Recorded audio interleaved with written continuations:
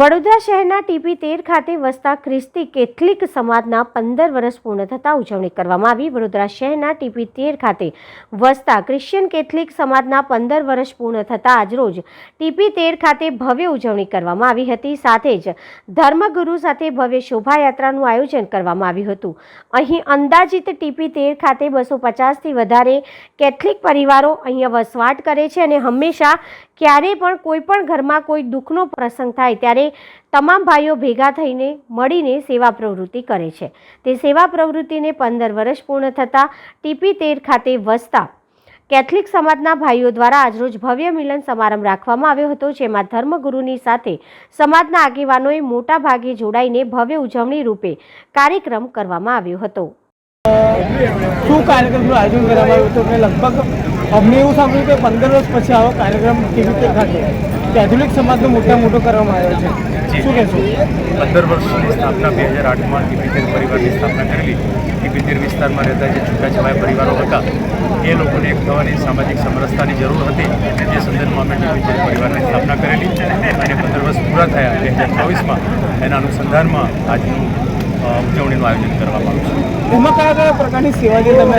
અમે સામાજિક સેવાઓ કરીએ છીએ, ખાસ કરીને જે પરિવારમાં મૃત્યુ થતા હોય, એકલવાયા જે પરિવારો રહેતા હોય એમાં મૃત્યુ થતા હોય ત્યારે એવું ખાસ અમે નિરીક્ષણ કર્યું છે કે બીજા જે સમાજના મિત્રો છે એ ખાસ કોઈક ને કોઈક કારણસર અમારી સાથે ભળતા હોતા નથી અને અનુસંધાનમાં અમને જરૂર લાગી કે કોઈક જગ્યાએ આપણો મુકામ એવો જરૂરી છે, બહુ જરૂરી છે કે જ્યાં આપણે બધા એકઠા થઈએ અને મૃત્યુના પ્રસંગે ખાસ કરીને દુઃખદ પ્રસંગે મૃત્યુના દુઃખદના પ્રસંગમાં તમે કયા પ્રકારની ત્યાં મદદ કરો છો? જે મૃત્યુ પ્રસંગે અમે જે પરિવારમાં મૃત્યુ થયું હોય એ પરિવારના કોઈ સભ્ય અમને અમારા જયપ્રે મેઘવાનને સંપર્ક કરી અને મરણની જાણકારી આપે છે। ત્યાર પછી અમે એની જે કબર ખોદવાની વ્યવસ્થાથી માંડીને જે ધર્મગુરુની વ્યવસ્થા કબ્રસ્તાન કરવાની પ્રાર્થનાની અને પછી 3 દિવસ સુધી 2 ટંકનું ભોજન સાદું ભોજન અને જે અમારે જે કોફિન કે છે, જે કોફિન કે જેની અંદર અમે દફનાવીએ છીએ સબપેટી કહેવાય,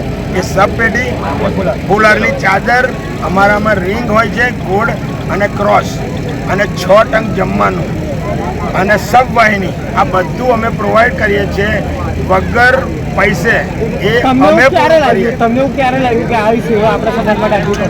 2008ની વાત કરું તો અહીંયા 57 કુટુંબ હતા, ક્રિશ્ચિયન કુટુંબ, એક કેથલિક કુટુંબ। હવે એક મનોજ મેકવાન કરીને એક છોકરો હતો, એને બ્લડ કેન્સર થયેલું, ત્યારે 57 અમારા 57 કુટુંબ હતા। હવે એના પપ્પા બધું વેચીને એની દવામાં બધા પૈસા એના જતા રહેલા અને નિરાધાર થઈ ગયેલા। જ્યારે એ ભાઈનું મૃત્યુ થયું ત્યારે એમની પાસે દફનાવવા માટેના પૈસા નહોતા, એટલે અમે 5-6 મિત્રો ભેગા થયા અને એમને બધી સેવા પૂરી કરી।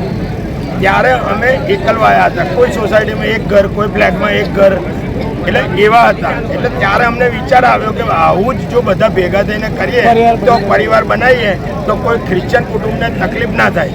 એટલે એ ત્યારે એ જમાનામાં 57 કુટુંબ એકત્ર થયા અને આજે અત્યારે અમારી પાસે 230 કુટુંબ છે, 196 સભ્યો થઈ ગયેલા છે। અત્યારે બીજા સભ્યો થવા માટે બહાર ચાલુ છે, લાઈન લાગેલી છે સભ્ય થવા માટે, પણ અત્યારે અમે બધા ટીપી 13ના કેથોલિક પરિવારને આજે આવરી લીધા છે કે તમે સભ્ય હોય કે ના હોય તમારે અહીંયા ભાગ લેવાનો છે। એ લોકોને અમે જમવા આમંત્રણ આપ્યું। શું નામ? જયકુમાર મેકવાન, હું ટીપી 13નો પ્રમુખ છું।